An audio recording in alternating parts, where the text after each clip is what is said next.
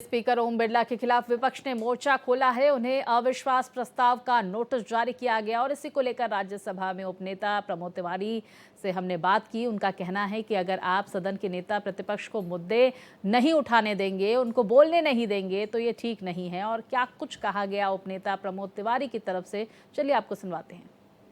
राज्यसभा में उपनेता प्रमोद तिवारी जी इस वक्त हमारे साथ हैं। सर, अविश्वास प्रस्ताव लाया गया हो स्पीकर ओम बिरला के खिलाफ, क्या कहना चाहेंगे? कल छोड़ा था स्पीकर साहब ने एलओपी, जो मान्यता प्राप्त सबसे बड़े विरोधी दल का जो नेता है, आप उसे बोलने नहीं देंगे, जनता की समस्या नहीं उठाने देंगे, विरोध पक्ष से कोई बोले तो माइक कम कर देंगे। और उस दिन तो हद हो गई जब उन्होंने स्वयं अनाउंस किया कि प्रधानमंत्री जो इंडो अमेरिका एकॉर्ड की वजह से दुखती रग उनकी ना कोई पूछ ले, नहीं आए थे सदन में, सामना नहीं कर पाए।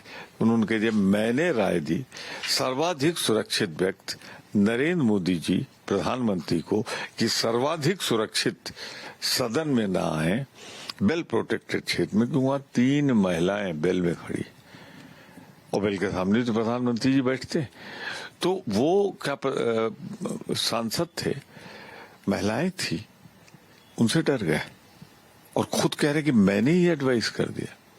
दुखद दुर्भाग्यपूर्ण तो कौन पहली बार हो रहा है, 1954 में हुआ, 1966 में हुआ, 1986 में हुआ और तीनों बार कांग्रेस की सरकारें थी और इन्हीं लोगों ने किया था। सर, जनरल नरवणे की तरफ से ट्वीट किया गया, उन्होंने कहा है कि मेरी बुक पब्लिश नहीं हुई है, उसी पर बीजेपी कह रही है कि राष्ट्रीय सुरक्षा के साथ खिलवाड़ राहुल गांधी ने किया। जनरल नरवणे को सलाम सैल्यूट, उस बहादुर आदमी ने ये नहीं कहा कि तथ्य गलत है।